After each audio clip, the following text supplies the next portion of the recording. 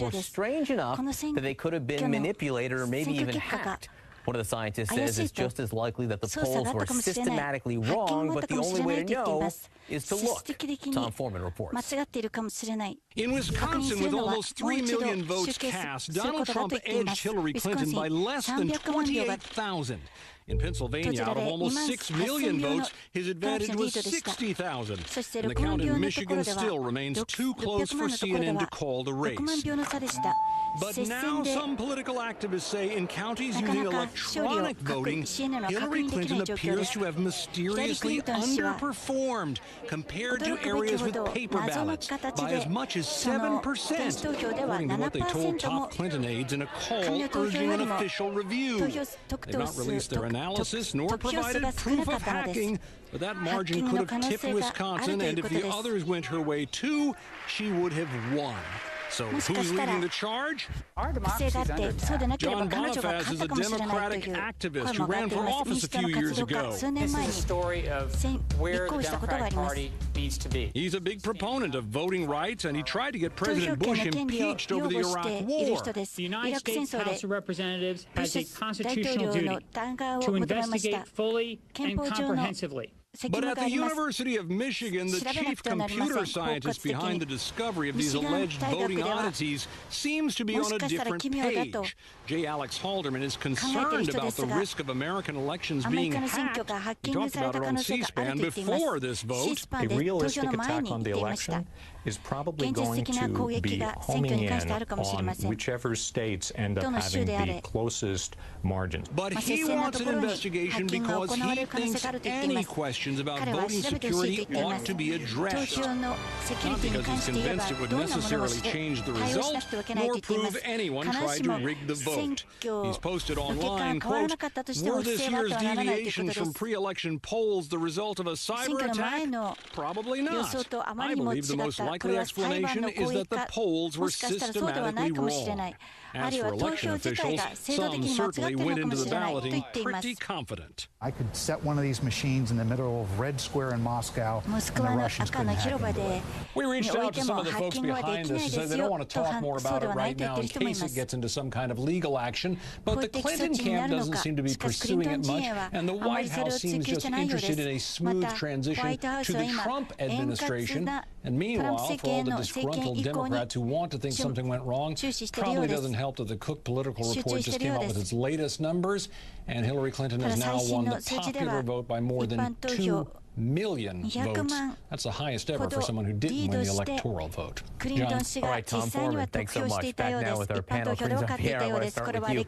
It almost seems like this is designed to tease Democrats who are still grieving over the results of this election. But do you think there is any reason that the DNC or the Clinton campaign should pursue this? Look, I think it is a bit of a stretch. You know, a lot of people have asked me, is this real? Could this real? I'm like, no, I don't think it's going to change anything. But I do believe that it's not a bad thing to do. I think it's good for our democracy, right? To have confidence in our voting system, especially with this divided country that we're in. You know, like we were talking before, you know, Trump won the Electoral College, which is why he's president, but did not win the popular vote. So I think there's something there that would be good to do now and for the future, right? To give some confidence to the voters that you think they should recount? Yeah, I do. I think it would be good for our democracy. I actually do believe that. I don't think it's going to change the outcome. I want to be clear, but I think it'd be something good to do. Yes. Philip, you are good at math.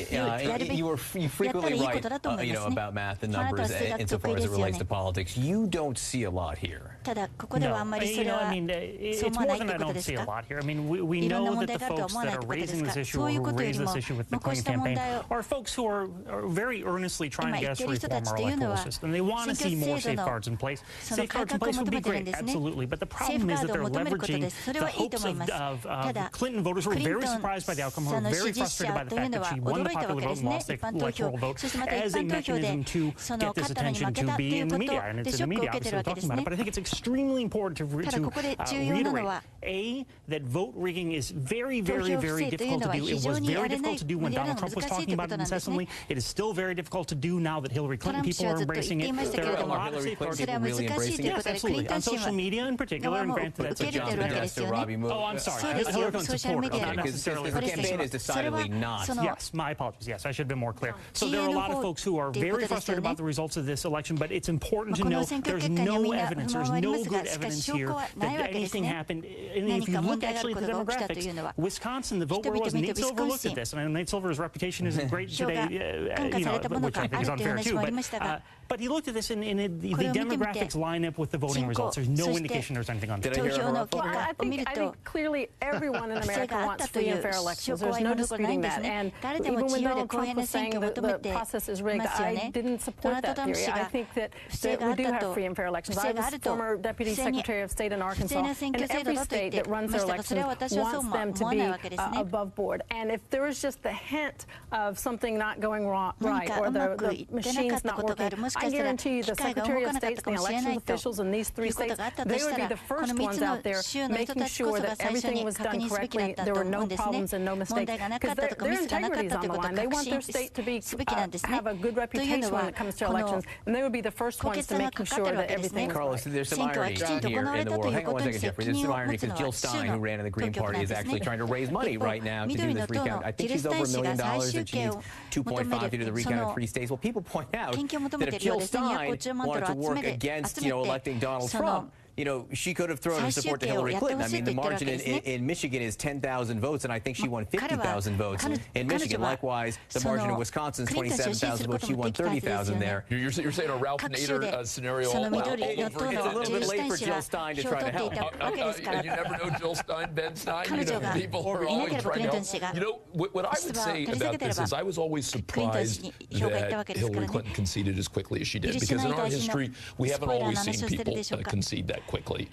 We saw obviously we're going back at 1916, 1884, people waited not just days but weeks. Even in 1960, Richard Nixon waiting around a little bit. And I think given the number of close votes, given how much of a surprise it was, I frankly was surprised that Hillary Clinton didn't say, let's not only recount the votes in these 3 states, but also, by the way, let's throw in Nevada and New Hampshire. This is too important to everybody, and let's do this. And so I yet wonder if there isn't some buyer's remorse that she did it at 3:30 in the morning, given that we're now going to see her end up winning by more than 7 people who became president. 7 people became president with a smaller margin than she's going to end up with in the popular vote. Jeffrey Lord, student of history, are you now prepared to say the United States should switch to a popular vote to elect its president? Definitely not. Definitely not. We are the United States of America, and the states elect the president. That's the way this was designed. Otherwise, we might as well get rid of the United States Senate that are supposed to represent states. No, definitely not. And one other thing about my home state of Pennsylvania, where I'm talking to you from this evening, we have a Democratic governor here, and I assure you, if he felt that there was something seriously amiss, he'd have pounced, and he hasn't. And the margin there is actually in Pennsylvania bigger than in Wisconsin and Michigan to begin with. Jeffrey Lord, all of you, thanks so much. Stick around. We're going to talk much more about this in the next hour. Just ahead from Trump Tower in New York to his club in Florida, we're going to take a look at the unprecedented challenges and costs of protecting the president-elect.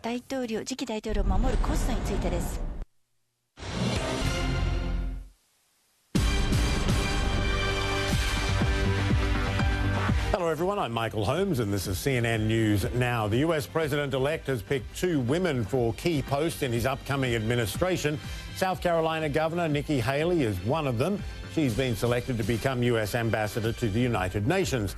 Trump also picked Betsy DeVos, an activist and donor, to lead the education department. There are growing calls for Hillary Clinton's campaign to challenge some election results. Sources tell CNN that Clinton campaign officials spoke with computer scientists and election lawyers calling for a recount in Wisconsin, Michigan and Pennsylvania. They say that shows evidence that those results may have been manipulated or hacked. CNN cannot verify any reports of inaccurate results. Iraqi forces say they have the ISIS-held city of Mosul completely surrounded, their tightest chokehold yet in the more than 5-week battle. Troops say they have also shut down the vital artery that ISIS uses to transport fighters and supplies between Mosul and Syria. And a far-right extremist has been sentenced to life in prison for the murder of the British MP Jo Cox. The judge said the crime called for the strict sentence because it was done to further a political motive. Cox was shot and stabbed a week before the June Brexit referendum. That is your CNN News Now. I'm Michael Holmes.